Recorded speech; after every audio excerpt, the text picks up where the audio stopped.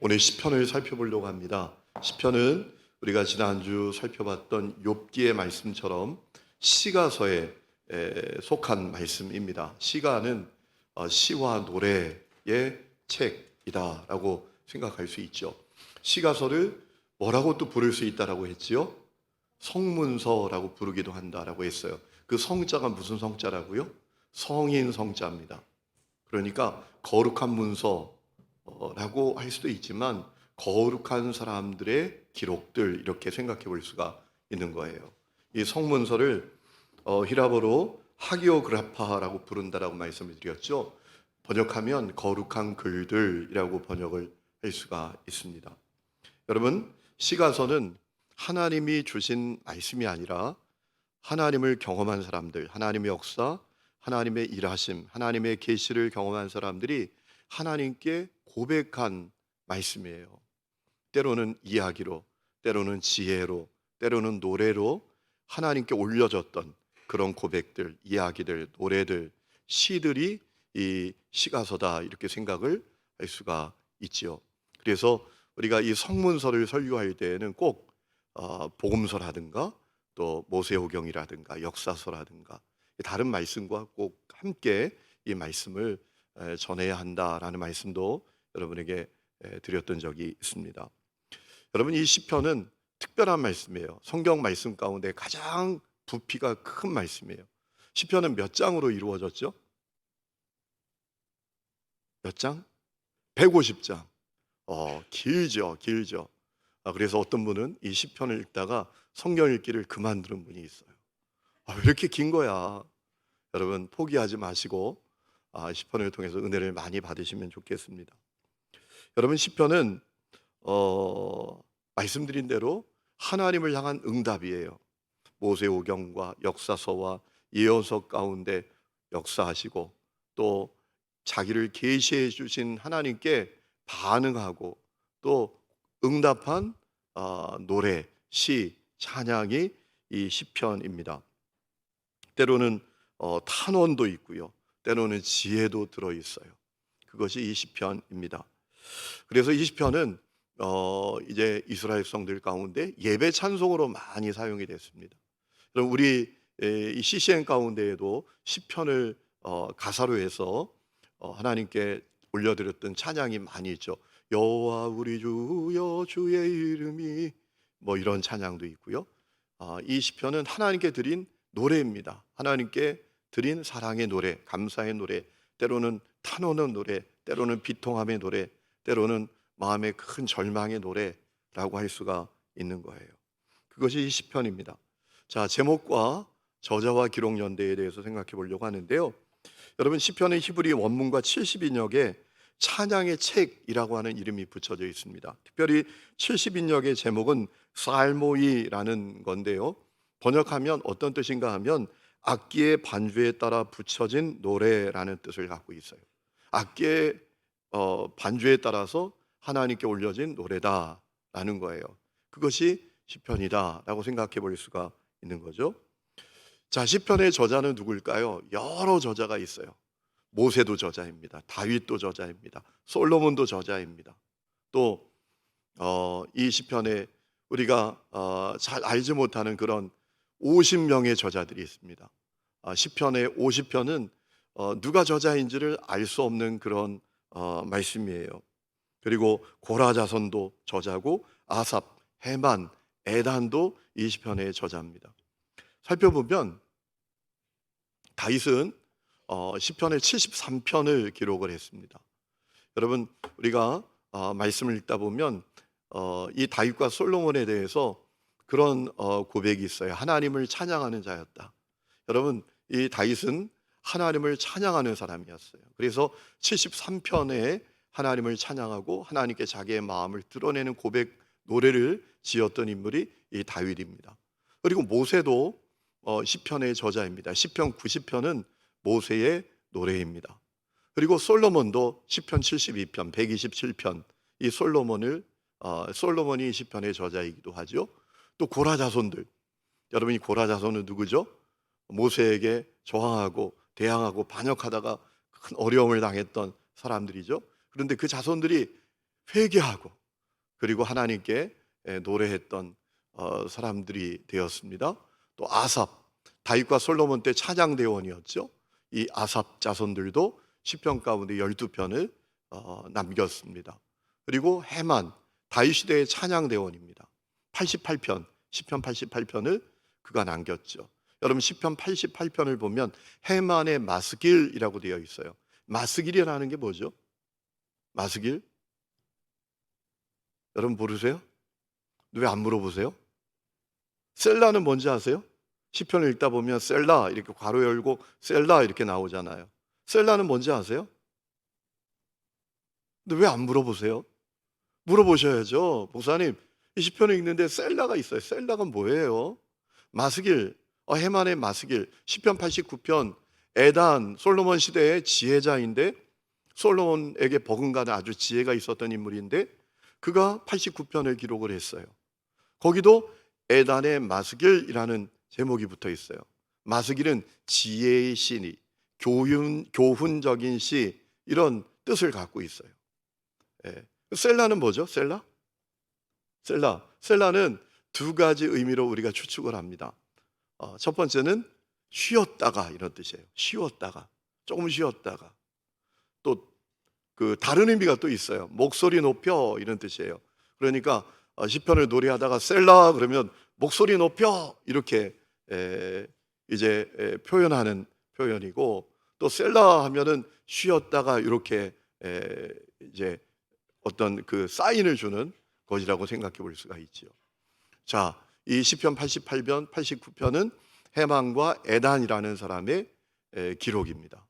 그리고 말씀드린 대로 50명의 무명의 사람들이 이 시편을 기록을 했습니다.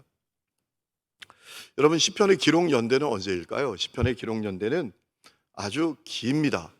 자, 시편 90편은 모세의 노래라고 했잖아요. 그러니까 모세 오경 때부터 그리고 포로 귀환 시대까지 이 시편이 기나긴 시간 동안 기록이 되었습니다. 우리가 이제 앞으로 좀 읽어볼 텐데 시편 126편은 포로 생활에서 귀환한 사람의 노래인데요. 그러니까 이 시편은 그 기록의 연대가 모세 오경 때부터 포로 귀환 때까지 아주 긴 기간 동안 이 시편이 기록되었다라고 생각해 볼 수가 있습니다. 왜냐하면 하나님을 경험한 사람들의 노래이기 때문에 모세의 시대에도 하나님을 경험했어요. 그리고 포로 귀환한 다음에도 하나님을 경험하고 하나님의 계시를 받고 하나님께 반응했잖아요. 그러니까 이 시편의 기록 연대는 아주 긴 기간이 될 수밖에 없는 것이죠. 자, 그러면 이 지금과 같은 시편 150편으로 이 책이 이렇게 묶여진 때는 언젠가? 이제 성서진학자들은 어떻게 추정하는가 하면 이스라엘 백성들이 바벨론에게 멸망당하고 포로로 끌렸다가 돌아온 뒤에 이 시편 150편을 이제 150편의 시편의 책으로 이제 묶여서 엮어서 기록했을 것이다 이렇게 생각을 합니다. 자, 그 다음에 시편의 중요성에 대해서 생각해 보려고 합니다. 시편이 왜 중요하냐? 여러분 시편이 중요해요. 이번 주일에도 제가 중간에 조금 짬이 있어가지고 우리 카페에서 우리 교회 어느 집사님과 이렇게 대화를 나누던 가운데 그분이 그런 고백을 해요. 목사님, 저는 시편이 너무 좋아요. 그래서 늘 시편을 읽어요. 매일 시편을 읽어요. 그렇게 이야기를 하시더라고요. 여러분 시편이 사람들에게 인기가 있어요. 그렇죠? 왜 그렇게 인기가 있을까요? 중요한 이유가 있어요. 여러분 시편은 말씀드린 대로 하나님의 일하심과 하나님의 계시에 대한 사람의 반응이에요. 그런데 그 반응이 다양합니다. 어떤 사람은 승리의 노래로 반응하고, 어떤 사람은 하나님께 영광을 돌리는 찬양으로 반응하고, 어떤 사람은 탄식으로 반응하고, 어떤 사람은 절망으로 반응하고, 어떤 사람은 깨달음으로 반응하고, 어떤 사람은 하나님을 향한 담담한 고백으로 반응을 하기도 합니다. 그러니 그 고백이 자신에게, 그 말씀이 자신에게 공감대가 형성이 되는 거예요. 예를 들면 내가 너무나 힘들고 어려운 문제를 만났어요.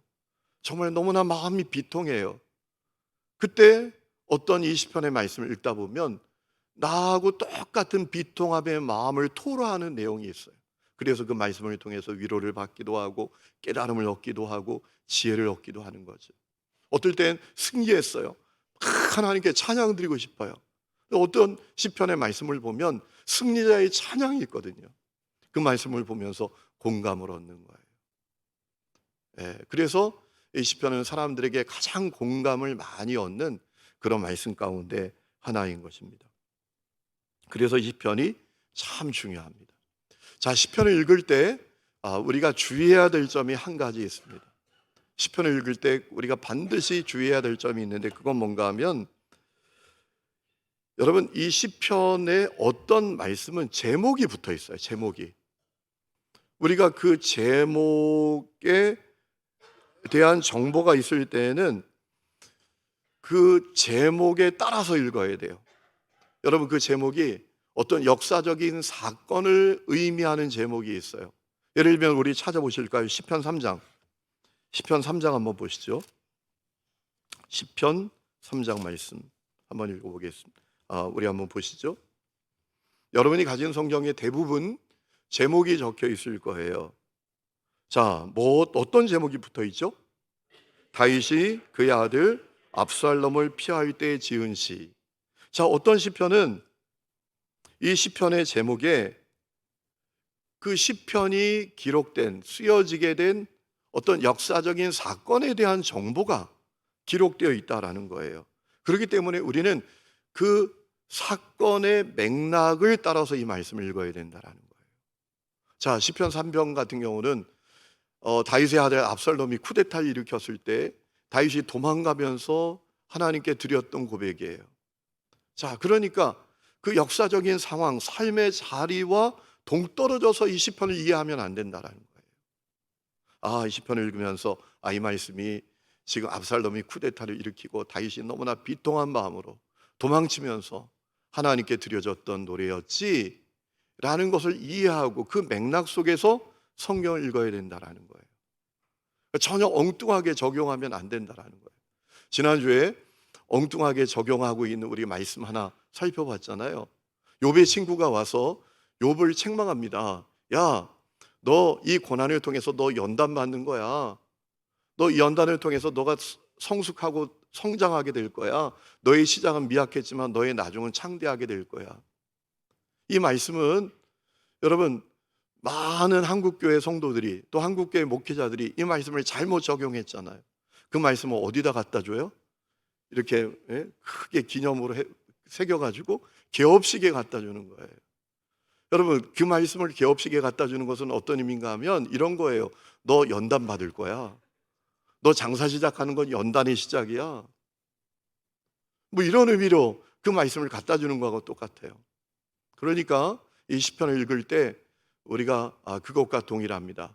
정말 우리가 주의해야 될 것은 이 말씀에 어떤 역사적 사건이 기록되어 제목으로 기록되어 있다면 그 사건을 이해하면서 그 사건의 자리에서 그 사건의 상황에서 이 말씀을 읽고 그 말씀을 이해하고 그 말씀을 적용하고 그 말씀을 통해서 주님의 음성을 듣는 우리들이 되어야 한다라는 거예요. 그런데 그거 무시하고 그냥 읽고 그냥 적용하고 그냥 은혜 받았다라고 하면 전혀 엉뚱하게 이 말씀을 우리가 이해하고 적용할 수 있다라는 거예요.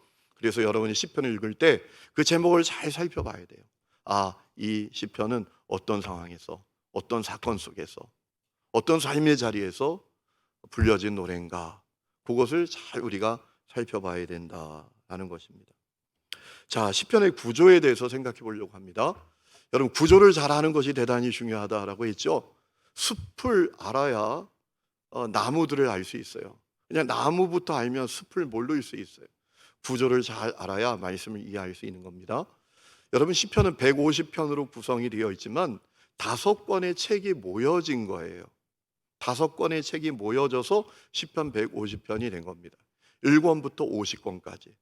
또 중요한 사실이 있어요. 한 권이 끝날 때마다 맨 마지막에 하나님께 드리는 찬양이 붙어 있어요. 그것을 우리가 이제 하나님께 드려지는 송영이 붙여져 있다라고 우리가 생각합니다. 송영이라는 게 뭐예요? 예배의 시작과 끝에 하나님께 올려드리는 찬양을 송영이라고 하거든요. 이 시편은 150편으로 이루어져 있지만 5권으로 구성이 되었다. 그리고 한 권이 끝날 때마다 마지막에 하나님께 드리는 송영, 하나님께 드리는 찬양이 덧붙여져 있다. 그래서 우리가 이제 1권이 끝났구나, 2권이 끝났구나, 3권이 끝났구나, 5권이 끝났구나 라는 사실을 확실하게 알 수 있어요. 왜냐하면 그 한 권이 끝날 때마다 송영이 붙여져 있기 때문입니다. 자, 예를 들면 1권은 1장부터 41장의 말씀인데요. 여러분 41장 끝에 13절 말씀에 송영이 나옵니다. 우리 한번 찾아보시죠. 시편 41장 1장부터 41장이 첫 번째 책이에요. 1권의 책인데 41장 13절 말씀을 보면 하나님께 드리는 찬양이 나옵니다. 우리 같이 읽어보실까요? 시작. 이스라엘의 하나님 여호와를 영원부터 영원까지 송축할지로다. 아멘, 아멘 하는 송영이 붙어져 있어요. 자, 두 번째 책은 42장부터 72장까지 내용입니다. 자, 72장 맨 끝에 72장 18절, 19절에 또 송영이 나오고 있어요. 우리 한번 찾아보시죠. 시편 72장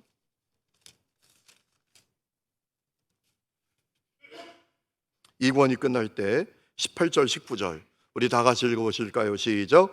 홀로 기이한 일들을 행하시는 여호와 하나님 곧 이스라엘의 하나님을 찬송하며 그 영어로운 이름을 영원히 찬송할지어다.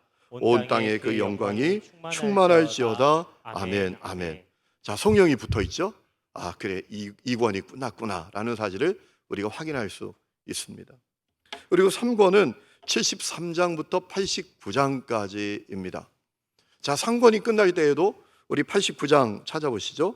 89장 52절 말씀을 보면 또 송영이 붙어 있어요. 89장 52절 우리 다 찾으셨나요? 다 같이 한번 읽어보실까요? 시작. 여호와를 영원히 찬송할지어다. 아멘, 아멘. 송영이 또 붙어 있죠. 우리가 3권이 끝났구나 라는 사실을 자연스럽게 알 수 있습니다. 4권은 90장부터 106장까지입니다. 자, 106장 48절 우리 찾아보실까요? 106장 48절 거기도 송영이 붙여져 있습니다. 106장 48절 우리 다 같이 읽겠습니다. 시작. 여호와 이스라엘의 하나님을 영원부터 영원까지 찬양할지어다.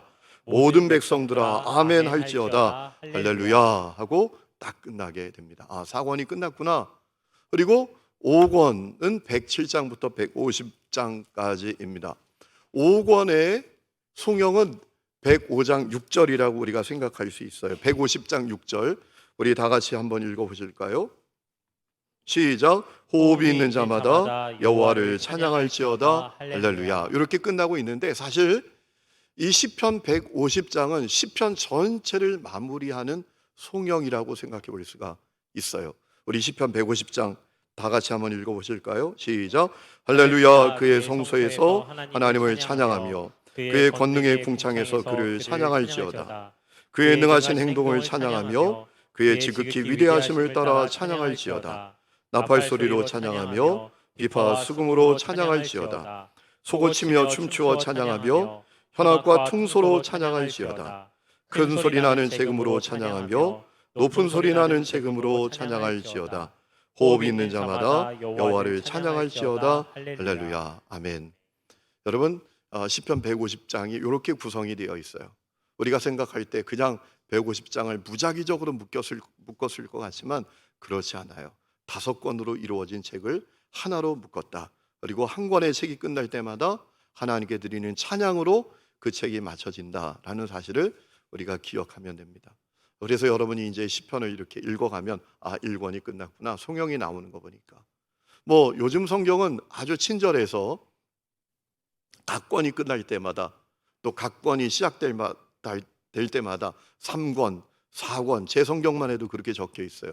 예전 성경은 그렇지 않잖아요. 근데 그거 없어도 우리가 1권이 끝났구나, 2권이 끝났구나 이렇게 생각할 수 있는 거죠. 각 구원마다 송영이 붙어 있으니까 여러분이 그것을 잘 이해하시면 되겠습니다. 자, 시편의 구조에 대해서 살펴봤으니까 시편의 내용에 대해서 살펴보려고 합니다.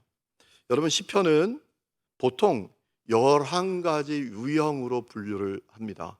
우리 1장부터 150장까지 다 살펴볼 수가 없으니까 우리가 이 시편이 11가지 종류의 노래다라는 사실을 우리가 기억하면 좋을 것 같아요.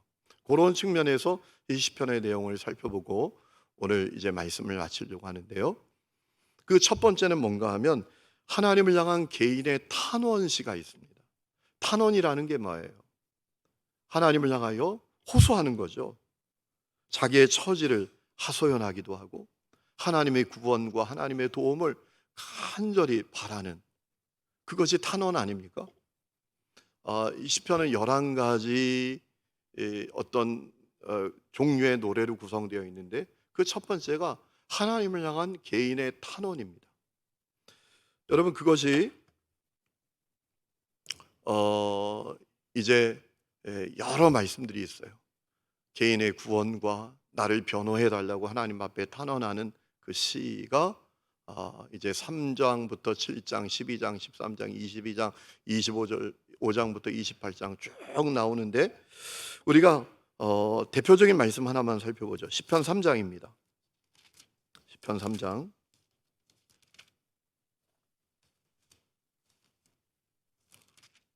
시편 3장을 보시죠.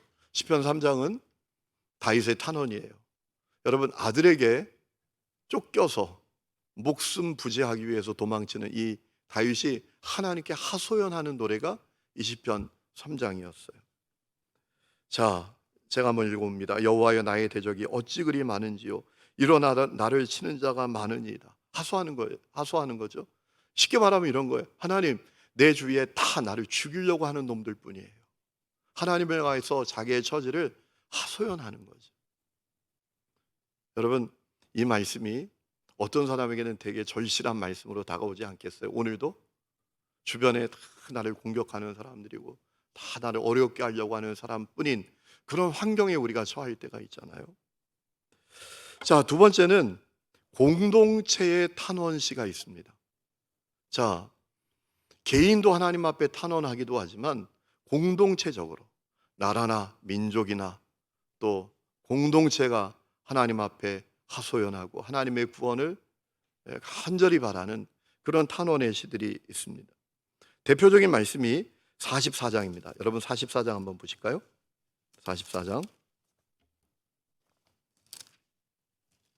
44장 22절부터 한번 보시죠.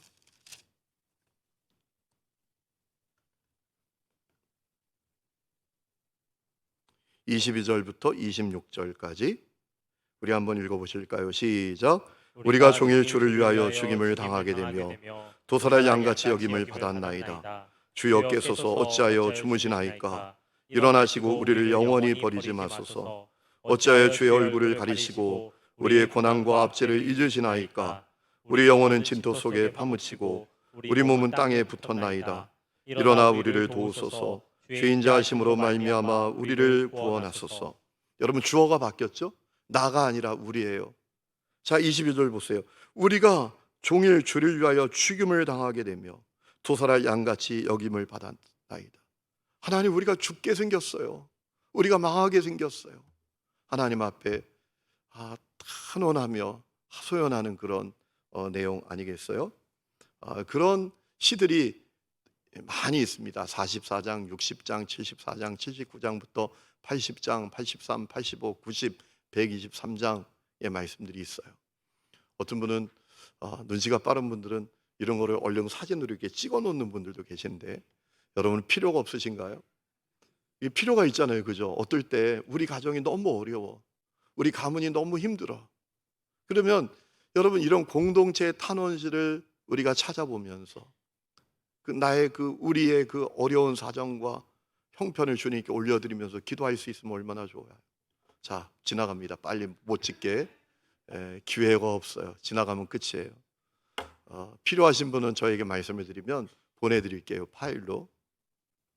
세 번째는 감사하는 내용의 노래들이 있어요. 개인의 감사시가 있어요. 자기를 위해서 행하신, 더 중요한 것은 또한 행하신 것뿐만 아니라 자기를 위해서 행하실 것을 믿고 하나님께 감사하는 노래들이 이 시편에 많이 나옵니다. 18장, 30, 32, 34, 40, 41, 66, 106장, 116장이 그러한 내용이죠. 대표적인 내용이 106장입니다. 우리 106장 한번 보실까요? 시편 106장. 우리가 너무나 잘 아는 말씀이죠. 시편 106장.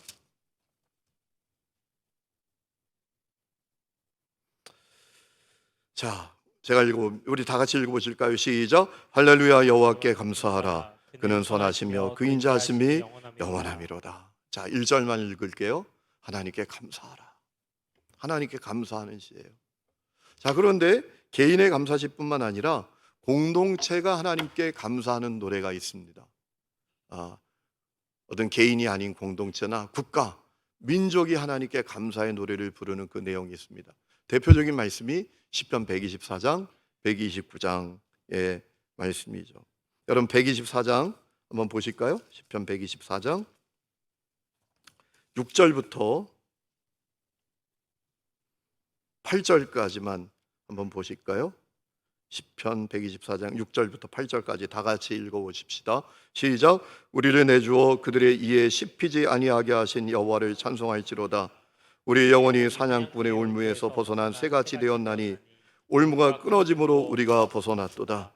우리의 도움은 천지를 지으신 여호와 이름에 있도다. 자, 민족을 구원해 주신, 공동체를 적에서 구원해 주신 하나님께 감사하는 고백이죠. 얼마나 여러분 이 고백이 생생합니까? 6절. 우리를 내주어 그들의 이에 씹히지 아니하게 하신 여호와를 찬송할지로다. 지금 적이 씹어먹으려라고 할 정도로 그런 위기의식과 어려움을 느꼈다라는 거예요. 그런데 하나님께서 그렇게 되지 않도록 도와주셨어요. 구원해 주셨어요. 거기에 대해서 감사하는 고백이죠. 그 다음에 우리가 잘 아는 일반적인 찬양의 시들이 있어요. 하나님의 이름을 높이고 하나님의 크심을 자랑하는 그런 노래죠. 우리 대표적인 말씀 148장 한번 보실까요? 시편 148장.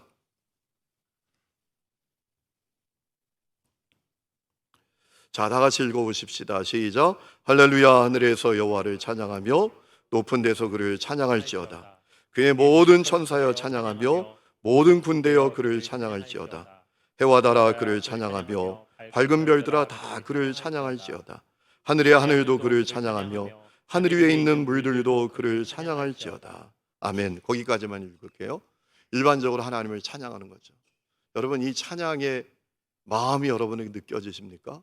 하나님께 찬양을 얼마나 드리고 싶은지 해도 달도 찬양하라. 하늘의 군대도, 영적인 존재들, 천사들도 하나님을 찬양하라 라고 선포하는 이 마음을 여러분이 좀 아시기를 주의 이름으로 축원합니다.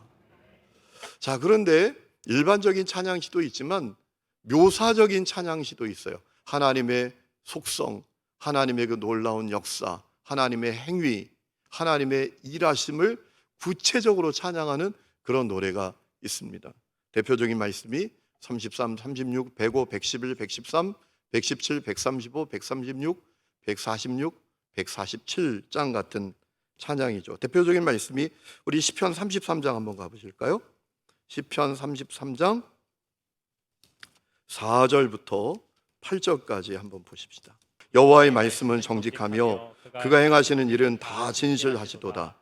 그는 공의와 정의를 사랑하시며 세상에는 여호와의 인자하심이 충만하도다. 여호와의 말씀으로 하늘이 지음이 되었으며 그 만상을 그의 입 기운으로 이루었도다. 그가 바닷물을 모아 무더기같이 쌓으시며 깊은 물을 곳간에 두시도다. 온 땅은 여호와를 두려워하며 세상의 모든 거민들은 그를 경외할지어다 라고 했습니다. 자, 하나님의 속성을 찬양하죠. 4절 말씀 보세요. 하나님의 말씀은 정직합니다. 그가 행하시는 일은 다 진실하십니다. 하나님의 성품, 하나님의 속성을 찬양하지 않습니까? 또 하나님의 일하심도 그 일하심이 얼마나 놀랍고 오묘하신지를 찬양하잖아요. 여러분 6절 말씀 보세요. 그분의 말씀으로 하늘이 지음이 되었습니다. 만상을 그의 입 기운으로 이루셨습니다. 그가 바닷물을 모아 무더기까지 쌓으시고 깊은 물을 곳간에 두십니다. 여러분, 이 표현이 너무 경이롭지 않아요? 어느 시인이 이렇게 찬양할 수 있을까요? 어느 시인이 이렇게 노래할 수 있을까요? 하나님의 성품, 하나님의 솜씨, 하나님의 일하심을 구체적으로 찬양하는 이런 찬양의 노래들이 있어요.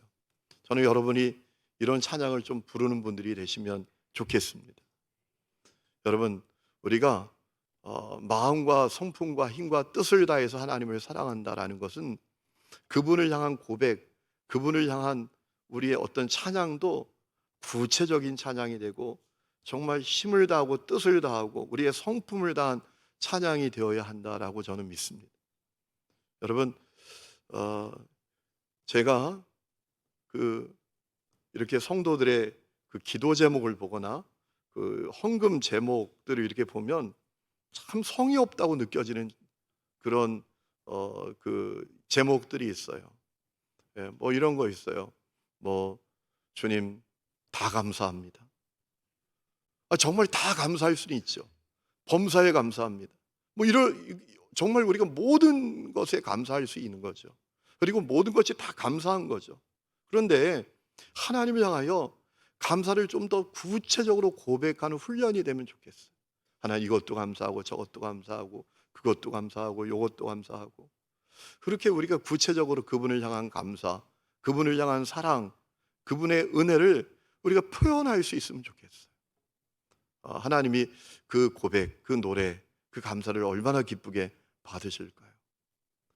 기도 제목도 똑같아요. 주님 다 아시지요?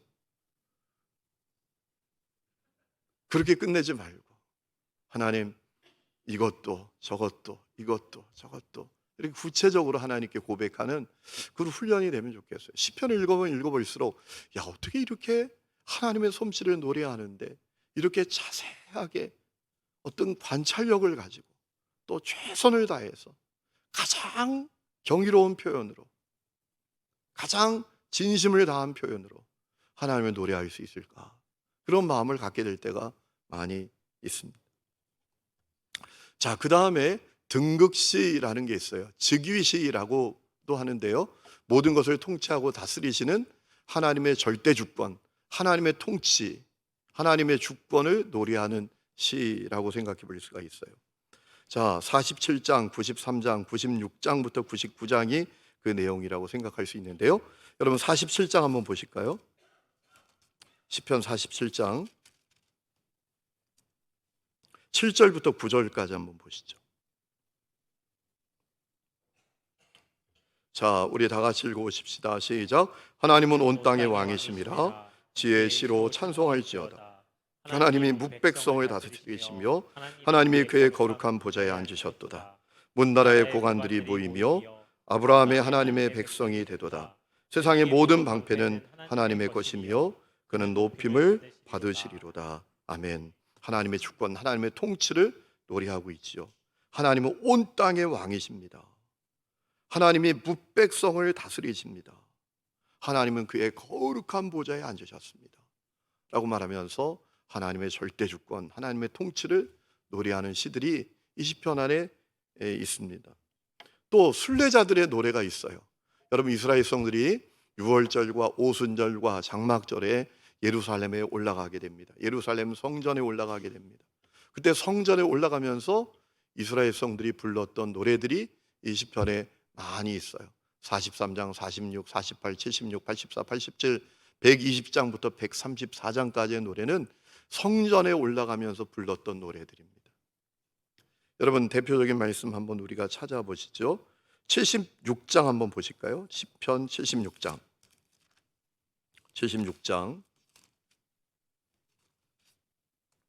1절부터 3절까지 한번 보실까요? 자, 같이 읽어보십시다. 시작. 하나님은 유다에 알리시셨으며 그의 이름이 이스라엘에 크시도다. 그의 장막은 살렘에 있으며 그의 처소는 시온에 있도다. 거기에서 그가 화살과 방패와 칼과 전쟁을 없이 하셨도다. 아멘. 예루살렘에 올라가면서 성전에 올라가면서 노래합니다. 하나님의 장막이 살렘에 있다. 예루살렘이 있습니다. 그의 처소가 시온에 있습니다. 이 시온은 이 예루살렘을 부르는 그 명칭이었잖아요. 이런 노래들이 시편에 많이 있습니다. 그리고 아홉 번째는 제왕시가 있어요. 하늘에 계신 그 왕, 우리 하나님의 통치를 묘사하는 노래가 있습니다. 2장, 18장, 20장, 21, 45, 70이 쭉 나오는데요. 우리 2장을 한번 보시죠. 2장, 시편 2장. 우리 하나님의 통치를 노래하는 시입니다. 2장 1절부터 4절까지 한번 보겠습니다. 우리 같이 읽습니다. 시작. 어찌하여 이방 나라들이 분노하며 민족들이 헛된 일을 꾸미는가? 세상의 군왕들이 나서며 관원들이 서로 꾀하여 여호와와 그의 기름 부음 받은 자를 대적하며 우리가 그들의 맨 것을 끊고 그의 결박을 벗어버리자 하는도다. 하늘에 계신 이가 웃으시며 주께서 그들을 비웃으시리로다. 아멘. 우리 하나님의 그 위대한 통치를 노래하는 그런 내용 아니겠습니까? 그리고 그 다음에 지혜 시들이 있어요. 우리를 가르치고 권면하는 내용을 가진 시들이 있습니다. 대표적인 말씀, 우리가 너무나 잘 아는 노래가 있죠. 시편 1장. 그죠? 우리에게 놀라운 지혜를 가져다 주는 노래 아닙니까? 우리 다 아는 거지만 한번 읽어보실까요? 시편 1장. 다 같이 읽습니다. 시작. 복 있는 사람은 악인들의 꾀를 따르지 아니하며 죄인들의 길에 서지 아니하며 오만한 자들의 자리에 앉지 아니하고 오직 여호와의 율법을 즐거워하며 그의 율법을 주야로 묵상하는도다. 그는 시냇가에 심은 나무가 철을 따라 열매를 맺으며 그 잎사귀가 마르지 아니한 같으니 그가 하는 모든 일이 다 형통하리로다. 악인들은 그렇지 아니하며 오직 바람에 나는 겨와 같도다.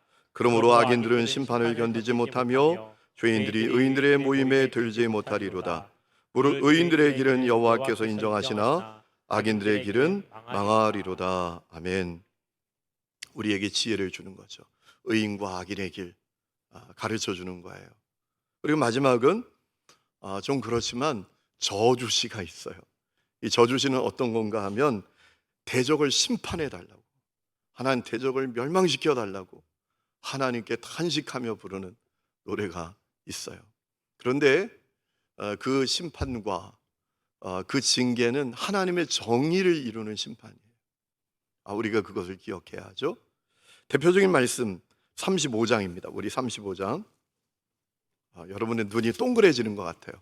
어디야 찾아볼 거야. 우리 맨날 그 사람 생각하면서 이 시를 노래해야 하지. 절대로 이러면 안 됩니다. 자, 35장 1절부터 4절까지 한번 보실까요? 제가 말씀을 쭉 읽어보다가 가장 그래도 내용이 순화된 내용을 찾았어요. 다른 말씀 무서워요. 막 무서운 저주시가 있어요. 자, 그 가운데 조금 그래도 내용이 부드러운 그런 저주시 1절부터 4절까지 한번 읽어봅시다. 시작. 여호와여, 나와 다투는 자와 다투시고 나와 싸우는 자와 싸우소서.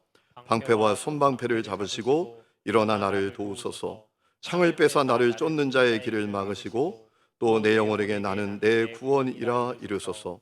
내 생명을 찾는 자들이 부끄러워 수치를 당하게 하시며 나를 상해하려 하는 자들이 물러가 낭패를 당하게 하소서.